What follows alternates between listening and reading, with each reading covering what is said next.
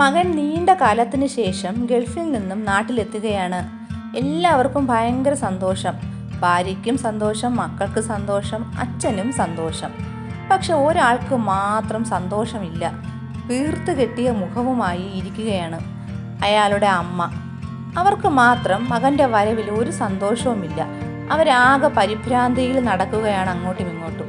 എന്തിനായിരിക്കും ആ അമ്മ അങ്ങനെ നടക്കുന്നത്, ആ വീർത്ത് കെട്ടിയ മുഖവുമായിട്ട്? നമുക്ക് ആ കഥയിലേക്കൊന്ന് പോകാം. എൻ്റെ പേര് ഷീജ. ക്രൈം ത്രില്ലർ സ്റ്റോറീസ് ഇഷ്ടപ്പെടുന്നവരാണ് നിങ്ങളെങ്കിൽ എൻ്റെ ഈ ചാനൽ ഒന്ന് സബ്സ്ക്രൈബ് ചെയ്യൂ. ഈ വീഡിയോയ്ക്ക് ഒരു ലൈക്കും തരൂ. Welcome to Sheeja's creations. കേരളത്തിലെ പവിത്രേശ്വരം എന്ന സ്ഥലത്താണ് പത്മിനി അമ്മയും അവരുടെ ഭർത്താവ് ശശിധരൻ പിള്ളയും മരുമകളും കുട്ടികളും താമസിച്ചിരുന്നത്. ഏക മകൻ സതീഷ് ഗൾഫിലാണ്. സതീഷിനെ പറ്റി പറയുകയാണെങ്കിൽ നല്ല കഠിനാധ്വാനിയായൊരു ചെറുപ്പക്കാരനായിരുന്നു. അയാൾ നല്ല ചെറുപ്പത്തിലെ വീട്ടിലെ കഷ്ടപ്പാട് കാരണം ഗൾഫിലേക്ക് ജോലി തേടി പോയതാണ്. ഗൾഫിൽ പോയി കാശൊക്കെ അയച്ചു കൊടുത്ത് സതീഷ് നാട്ടിലെ കടങ്ങളെല്ലാം വീട്ടി. അതിനുശേഷമാണ് വിവാഹം പോലും കഴിച്ചത്. പിന്നീട് സതീഷ് ഗൾഫിൽ ജോലി ചെയ്ത് ഉണ്ടാക്കുന്ന കാശെല്ലാം അമ്മയുടെ അക്കൗണ്ടിലേക്കാണ് അയച്ചിരുന്നത്.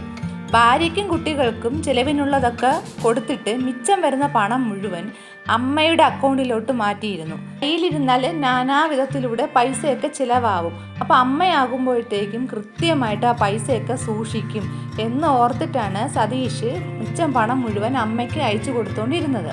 പക്ഷെ എന്നിരുന്നാലും ഭാര്യയുടെയും മക്കളുടെയും കാര്യങ്ങളൊക്കെ കറക്റ്റായിട്ട് നടത്തുന്നതിനുള്ള പണം അവർക്കും കൊടുത്തിരുന്നു. അങ്ങനെ നീണ്ട പ്രവാസ ജീവിതം അവസാനിപ്പിക്കുകയാണ് സതീഷ്. കാരണം ഇത്രയും കാലം എല്ലും മുറിയ പണിയെടുത്ത് ജീവിതം മുഴുവൻ ഗൾഫിൽ തന്നെയായിരുന്നു. നാട്ടിൽ വന്ന് എന്തേലും ബിസിനസ് തുടങ്ങണമെന്നാണ് സതീഷിൻ്റെ ആഗ്രഹം. അപ്പോൾ നാട്ടിൽ വന്ന് ബിസിനസ്സൊക്കെ ചെയ്ത് കുടുംബത്തിനോടൊപ്പം ഇനിയുള്ള കാലം ജീവിക്കാം. ബിസിനസ് തുടങ്ങുന്നതിനുള്ള കാശൊക്കെ അക്കൗണ്ടിലുണ്ട് താനും. അങ്ങനെ നാട്ടിലേക്ക് വരുന്നതായി സതീഷ് അറിയിക്കുകയാണ്. ഇതറിഞ്ഞ് സതീഷിൻ്റെ ഭാര്യയും മക്കളും ഒക്കെ അത്യധികം സന്തോഷിക്കുകയാണ്. അച്ഛൻ ശശിധരൻ പിള്ളയ്ക്കും മകൻ വരുന്നതിൽ സന്തോഷം തന്നെ. പക്ഷേ പത്മിനി അമ്മയ്ക്ക് മാത്രം ഒരു സന്തോഷവുമില്ല. അവർ ആകെ വിരളി പിടിച്ച് നടക്കുകയാണ്. മുഖമാണെങ്കിലോ വീർത്ത് കെട്ടി. ആരോടും പിന്നെ ഇവരൊന്നും മിണ്ടുന്നു പോലുമില്ല. അതുവരെ കാണാത്ത സ്വഭാവമാണ് പത്മിനി അമ്മയിൽ വീട്ടുകാർ കാണുന്നത്. എല്ലാത്തിനോടും ഇവർക്ക് ഭയങ്കര ദേഷ്യമായി. പിന്നെ അങ്ങനെ സതീഷ് നാട്ടിൽ വന്ന സതീഷ് കുറച്ച് ദിവസം കഴിഞ്ഞ് കുറച്ച് കാശ് ചെലവിന് അമ്മയോട് ചോദിക്കുകയാണ്, അക്കൗണ്ടിൽ നിന്നും എടുക്കുന്നതിന്. പൈസ ചോദിച്ചിട്ട് പത്മിനി അമ്മ 10 പൈസ ഈ മകന് കൊടുക്കുന്നില്ല. നിനക്കെന്തിനാടാ പൈസ? നിന്റെ കാര്യങ്ങളൊക്കെ ഇവിടെ നടക്കുന്നുണ്ടല്ലോ, പിന്നെ എന്തിനാ നിനക്കിപ്പോൾ കയ്യിൽ കാശ് എന്നായിരുന്നു അവരുടെ മറുപടി. അമ്മ എനിക്കും ചെലവില്ലേ എന്നായി സതീഷിൻ്റെ ചോദ്യം. ഈ അമ്മ ഒരു തരത്തിലും അടുക്കുന്നില്ല. ഓരോന്നും പറഞ്ഞ് ഇവർ പൈസ കൊടുക്കാതെ ഒഴിഞ്ഞു മാറാൻ തുടങ്ങി. ഇത് സതീഷിനില് ഒരുപാട് സംശയങ്ങൾ ഉണ്ടാക്കുകയാണ്. എന്തിനാണ് അമ്മ ഇങ്ങനെ തന്നോട് പെരുമാറുന്നത്? എന്തുകൊണ്ടാണ് 1 രൂപ പോലും ചോദിച്ചിട്ട് ഇവർ തരാത്തത്? ഇങ്ങനെ നിരവധി ചോദ്യങ്ങൾ സതീഷിൻ്റെ മനസ്സിൽ വരികയാണ്. എന്തായാലും അമ്മ അറിയാതെ ATM കാർഡും കൊണ്ട് നേരെ ബാങ്കിലോട്ട് പോകാൻ ഇവൻ തീരുമാനിക്കുന്നു. അങ്ങനെ ബാങ്കിലെത്തി പൈസ എടുക്കാൻ നോക്കിയ സതീഷ് സത്യം പറഞ്ഞ ഞെട്ടിപ്പോവുകയാണ്. അമ്മയുടെ അക്കൗണ്ടിൽ 10 പൈസ ഇല്ല. അക്കൗണ്ട് കാലി. ഇത്രയും കാലം കഷ്ടപ്പെട്ട് മണലാരണ്യത്തിൽ കിടന്ന് ഉണ്ടാക്കിയ കാശൊന്നും ഇല്ല എന്നറിഞ്ഞ് സതീഷ് ആകെ തളർന്നു പോവുകയാണ്. സതീഷ് നേരെ വീട്ടിൽ വന്ന് അമ്മയോട് ചോദിക്കുകയാണ്, പൈസയൊക്കെ എവിടെ അമ്മേ? കാശൊക്കെ എന്ത് ചെയ്തു? അവരൊരക്ഷരം ഇതിന് മറുപടി പറയുന്നില്ല. മദ്യപാനം എന്തെന്ന് പോലും അറിയാത്ത സതീഷ് ക്രമേണ മദ്യത്തിനടിമയെ തുടങ്ങി. എന്നിരുന്നാലും ഇയാളുടെ തലയിലോട്ട് പല പല ചോദ്യങ്ങൾ വരികയാണ്. ഈ കാശൊക്കെ ഇവർ എന്ത് ചെയ്തു? അയാൾ എന്നും അമ്മയുടെ പുറകെ നടന്ന് കാശ് എവിടെ എന്ന് ചോദിക്കാൻ തുടങ്ങി. അത് വഴക്കിലോട്ടും പോയി. എന്നിരുന്നാൽ കൂടിയും പത്മിനി അമ്മ കാശിനെപ്പറ്റി ഒരക്ഷരം മറുപടി പറയാതെ ഒഴിഞ്ഞു മാറിക്കൊണ്ട് നടക്കുകയാണ്. ഇവരുടെ വീട്ടിലെ വഴക്കൊക്കെ പുറത്ത് കേൾക്കുമ്പോൾ നാട്ടുകാരൊന്നും പിന്നെ ഇത് സ്ഥിരമായതുകൊണ്ട് ഇടപെടാനൊന്നും നിൽക്കാറില്ല. അമ്മയോട് മാത്രമല്ല പിന്നീട് അവന് ദേഷ്യം തോന്നിയത് അച്ഛനോടും തോന്നി തുടങ്ങി. അമ്മയ്ക്കൊപ്പം ചേർന്ന് അച്ഛനും തന്നെ പറ്റിക്കുകയായിരുന്നു എന്ന ചിന്ത അവനിലുണ്ടായി. എല്ലാത്തിനോടും സതീഷ് ദേഷ്യം കാണിച്ചു തുടങ്ങി. വീട്ടിൽ മദ്യപിച്ചെത്തി അമ്മയെയും അച്ഛനെയും ഭാര്യയെയും ദേഹോപദ്രവം ഏൽപ്പിക്കുക സ്ഥിരമായിരുന്നു. പോകെ പത്മിനിയുടെ ആരോഗ്യസ്ഥിതി വളരെ മോശമായി തുടങ്ങി. അവരുടെ കൈയും കാലും തളർന്ന് അവർ കിടപ്പിലായി. പരസഹായമില്ലാതെ ഒന്നിനും പറ്റാത്ത അവസ്ഥയിലേക്ക് പോയി അവരുടെ കാര്യങ്ങൾ. വീട്ടിലെ അടിയും വഴക്കും പതിവായതോടെ സതീഷിന്റെ ഭാര്യ പിണങ്ങി അവരുടെ വീട്ടിലേക്ക് മക്കളെയും കൊണ്ടുപോയി. വയ്യാതെ കിടക്കുന്ന പത്മിനി അമ്മയെ സതീഷ് ഇടയ്ക്കിടയ്ക്ക് ഉപദ്രവിക്കുമായിരുന്നു. ഇത് ചോദ്യം ചെയ്ത അച്ഛനെയും ഇവൻ മർദ്ദിച്ചു. അതോടെ ശ്രീധരൻ പിള്ള വീട് വിട്ടുപോയി. ചുരുക്കം പറഞ്ഞാൽ ആ വീട്ടിൽ പിന്നെ ഉണ്ടായിരുന്നത് സതീഷും അമ്മ പത്മിനിയും മാത്രമായിരുന്നു. പത്മിനി അമ്മയ്ക്ക് ഭക്ഷണം കൊണ്ട് കൊടുത്തിരുന്നതും അവരെ കുളിപ്പിക്കുന്നതും അവരുടെ എല്ലാ കാര്യങ്ങളും നോക്കിയിരുന്നതൊക്കെ അയൽവാസികളൊക്കെ ആയിരുന്നു. അങ്ങനെ ഒരു ദിവസം പത്മിനി അമ്മയ്ക്ക് ഭക്ഷണം കൊണ്ട് അയൽവാസിയായ ഒരു പെൺകുട്ടി വീടിനകത്തോട്ട് കയറുകയാണ്.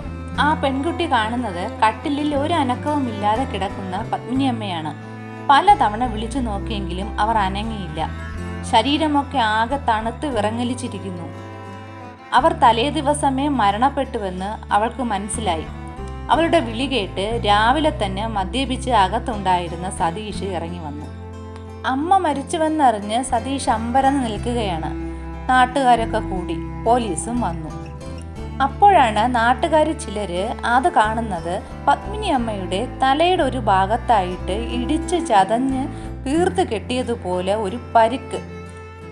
ഈ പരിക്ക് പോലീസും ശ്രദ്ധിച്ചു. എവിടെയോ പല തവണ ഇടിച്ച ഒരു പരിക്കാണ് ആ തലയുടെ ഒരു ഭാഗത്തുണ്ടായിട്ടുള്ളത്.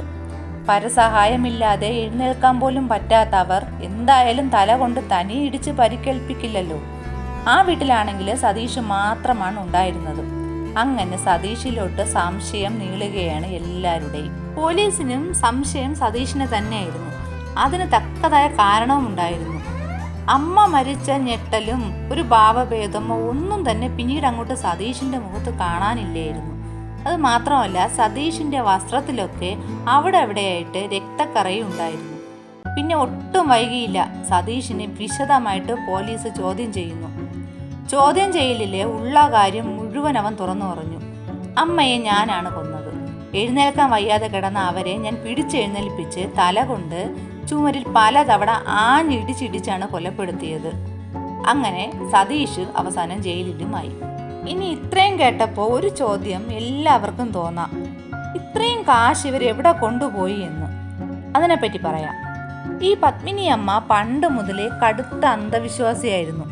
വീട്ടിൽ എന്ത് അനർത്ഥം വന്നാലും അത് അടുത്ത ബന്ധുക്കളോ അയൽവാസികളോ കൂടോത്രം ചെയ്തിട്ടാണ് ഉണ്ടായതെന്ന് ഇവർ വിശ്വസിച്ചിരുന്നു. ഇവർ സദാസമയവും അമ്പലങ്ങളിലും പള്ളികളിലും മന്ത്രവാദികളുടെയൊക്കെ അടുത്തും ഒക്കെ പോയിരുന്നു. പോലീസ് ശശിധരൻ പിള്ളയോട് ചോദിച്ചപ്പോൾ ശശിധരൻ പിള്ള പറഞ്ഞു എന്താണെന്ന് വെച്ചാൽ, ഇവർ ഈ അസുഖം മാറുന്നതിന് വേണ്ടിയിട്ട് ജ്യോത്സ്യന്മാർ പറഞ്ഞത് പ്രകാരം ചില നെയ്യൊക്കെ ജപിച്ച് വീട്ടിൽ കൊണ്ടുവന്ന് കഴിക്കുകയൊക്കെ ചെയ്യുമായിരുന്നു.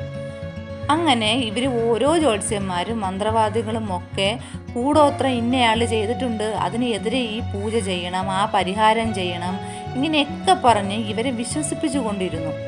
ഇതിനൊക്കെ നല്ല കാശും ചിലവാക്കുമായിരുന്നു.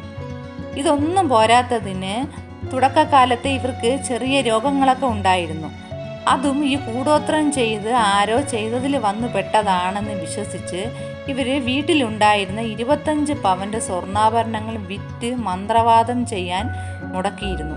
പിന്നീട് ഇവർ മകൻ അയച്ചു കൊടുത്ത ലക്ഷങ്ങൾ മുഴുവൻ ഇതിനൊക്കെയായി വിനിയോഗിച്ചുകൊണ്ടിരുന്നു. ഇത് ഭർത്താവ് ശശിധരൻ പിള്ള ആദ്യമേ ചോദിച്ചിരുന്നു. ഇവർ അയാളുടെ വാക്കൊന്നും വകവച്ചില്ല. ഒടുവിൽ ശരീരം പൂർണ്ണമായും തളർന്നിവർ കിടപ്പിലുമായി. സത്യത്തിൽ ഈ മകനായ സതീഷിനെ നമുക്ക് പൂർണ്ണമായിട്ടും തെറ്റു പറയാൻ പറ്റുമോ? ഒരായുസ് കൊണ്ട് കഷ്ടപ്പെട്ട പണം മുഴുവൻ മന്ത്രവാദത്തിനൊക്കെ വേണ്ടിയിട്ട് തീർത്തു. അവനെ അവർ മദ്യപാനിയാക്കി, ജീവിതമില്ലാതാക്കി, ഇപ്പോൾ കൊലയാളിയുമായി. അന്ധവിശ്വാസത്തിൻ്റെ പേരിൽ ഇപ്പോഴും ഇങ്ങനെ പല മന്ത്രവാദങ്ങളും ചെയ്ത് നമ്മെ പറ്റിക്കുന്നവരൊക്കെ ഉണ്ട്. അവർ നമ്മുടെ അവസ്ഥയെ മുതലെടുക്കുന്നവരാണ്. നമുക്ക് പക്ഷെ ആ സമയത്ത് അതൊന്നും മനസ്സിലാവില്ല. പത്മാവതി അമ്മയെപ്പോലെയുള്ള ഒരുപാട് പേർ നമുക്ക് ചുറ്റിലുമുണ്ട്. അവർക്ക് ഇങ്ങനെ ഒരു ദാരുണ മരണമാണ് കാലം കരുതിയതെന്ന് ഓർക്കുമ്പോൾ സഹതപിക്കാനേ പറ്റൂ. ഈ കഥയെപ്പറ്റിയുള്ള നിങ്ങളുടെ അഭിപ്രായം എന്താണെന്ന് കമൻറ്റ് ചെയ്യൂ. ഈ ഒരു ക്രൈം സ്റ്റോറിയുമായി ഇനിയും വരാം. Thanks for watching.